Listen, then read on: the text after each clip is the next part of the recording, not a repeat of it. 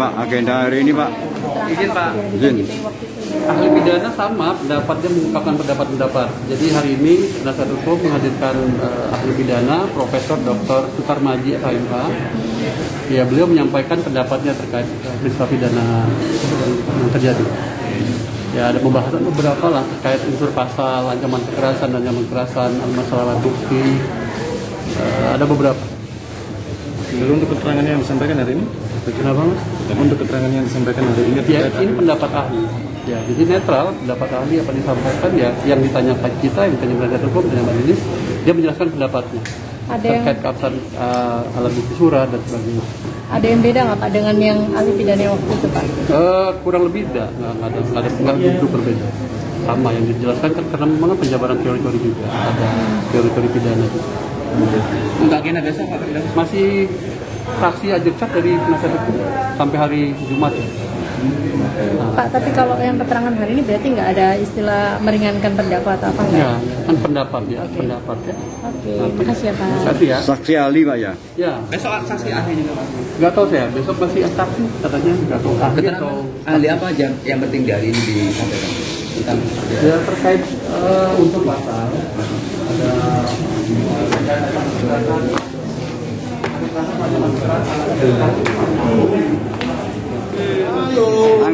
Ya, agak mundur. Selamat siang.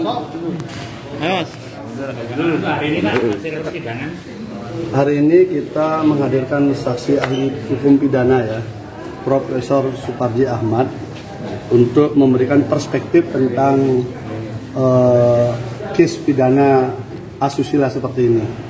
Jadi tadi membedah soal masalah status visum secara hukum, persyaratan formil, persyaratan material, kemudian soal kesaksian tunggal daripada korban yang tidak didukung oleh nama-nama yang disebutkan korban, itu bagaimana statusnya, soal pasal 65 perbarengan konkursus itu ketika salah satu atau dua peristiwa itu tidak terbukti bagaimana.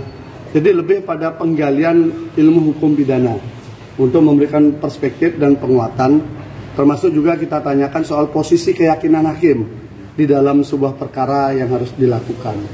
Apakah murni harus berangkat dari alat-alat bukti persidangan atau keyakinan hakim itu bisa datang dari luar? Artinya kan kadang peradilan opini, tekanan publik, kan itu. Tapi tadi disampaikan oleh saksi ahli bahwa keyakinan hakim itu harus tumbuh dari fakta-fakta persidangan, bukan dari tempat yang lain. Nah ini kan mudah-mudahan bisa menjadi panduan kita bersama kan. Kan ujungnya nanti kan hakim yang memutuskan. Begitu juga saya sempat coba menanyakan karena gregetan juga, bagaimana sih caranya mengatasi sebuah rekayasa kasus hukum gitu loh, sehingga hukum kita ini tidak dipenuhi oleh rekayasa. Ada nggak mekanisme? Ternyata beliau kesulitan juga menggambarkan itu. Karena kalau polisinya menyimpang, udah ada polisi. Kalau dokternya menyimpang, ada dokter. Nah, saya tanya, ini kan satu rangkaian. Kalau misalnya satu rangkaian ketidaksempurnaan penyidikan dipaksakan bagaimana? Ya itu tampaknya belum ada instrumennya. Apalagi beberapa saksi yang sebenarnya memenuhi kualifikasi saksi palsu, sesuai dengan keterangan ahli tadi, itu sudah dilindungi oleh lembaga LPSK. Ini kan sudah terstruktur sistematis dan masif cara kerjanya. Jadi memang ada kekuatan yang tidak tampak yang bekerja. Dan ketika kami mencoba mengurai itu, tampaknya menghadapi tembok tebal juga. Karena saksi yang kira-kira bisa memandu ke arah sana, yang membuka kotak Pandora itu kan kemarin sudah tidak dikabulkan untuk dihadirkan gitu. Padahal kalau dari situ kita tahu dengan alat bukti yang ada, sepertinya kita akan bisa buka. Gitu. Tapi ini murni saksi ahli aja tadi. Total sudah berapa saksi nggak saat Ahli ini? pidana yang dihadirkan lagi, apa keterangan ahli pidana yang kemarin tuh kurang? Ya memberikan perspektif yang berbeda kan.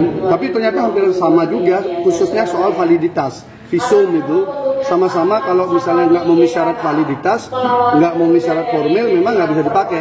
Istilahnya begini, ketika alat bukti itu meragukan, maka tidak bisa dipakai untuk meyakinkan.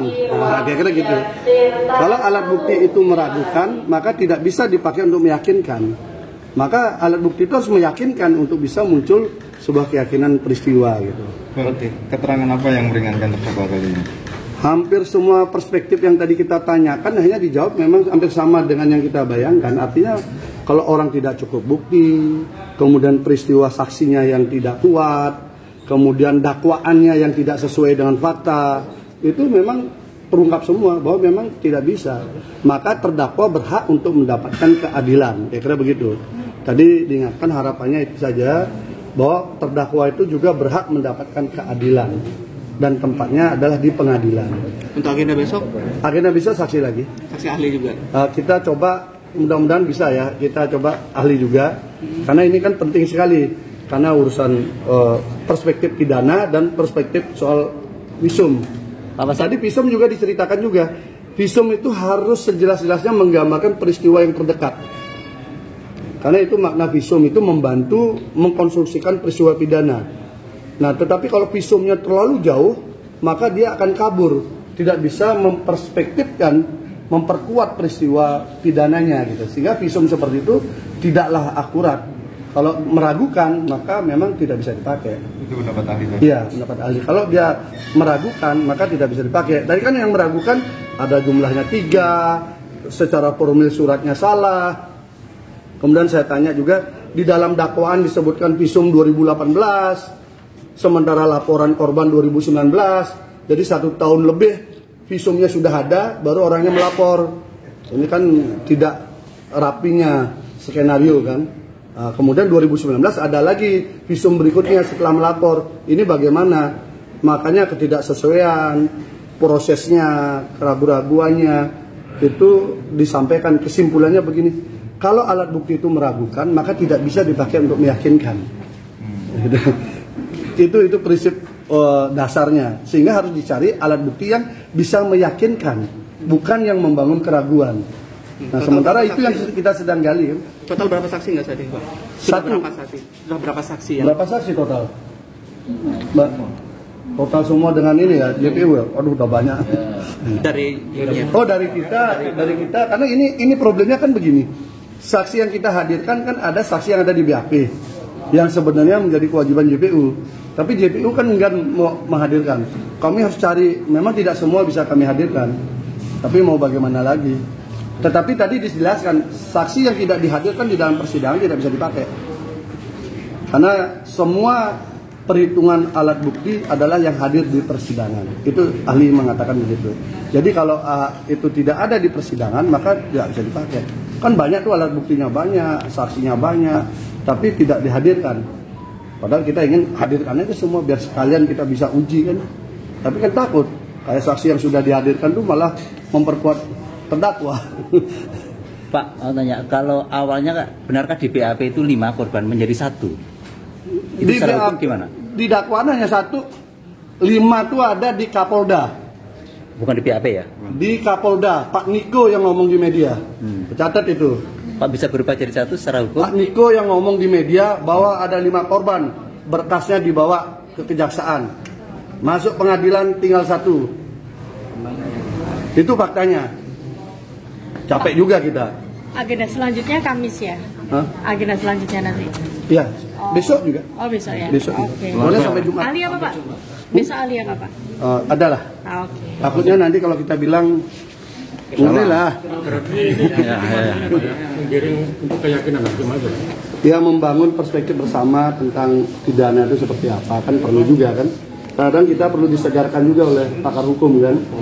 Karena rutinitas kadang kita salah perspektif kan membaca. Ilmu hukum kan berkembang. Oh, satu hal lagi tadi dikatakan soal kekerasan dan ancaman kekerasan. Kalau dalam KUHP itu ancaman kekerasan itu harus dalam bentuk ancaman menuju ke fisik. Karena itu KUHP itu dari peninggalan zaman Belanda. Beda dengan undang-undang KDRT, tidak pidana kekerasan seksual yang baru ya, di mana psikis kan masuk di dalamnya. Ini kan pasalnya pasal KUHP kan.